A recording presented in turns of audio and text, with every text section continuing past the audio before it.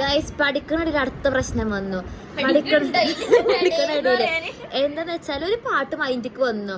എല്ലാവർക്കും അറിയണ്ടാവും. എല്ലാവരും ഒപ്പം പാടും. സൈനബ ബസ് കേറി വളക്കിലുക്കി എന്ത് വള കുപ്പി വള സോഡക്കുപ്പി. ആ സോഡ കുപ്പി കഴിഞ്ഞിട്ട് അടുത്തത് എന്താന്ന് ആർക്കും കിട്ടണില്ല. ഞങ്ങൾ കുറെ ആൾക്കാർക്ക് വിളിച്ചു. എല്ലാവർക്കും ആ സോഡമ്മ നിർത്തുകയാണ്. ബാക്കി എന്താന്ന് ആർക്കും കിട്ടണില്ല.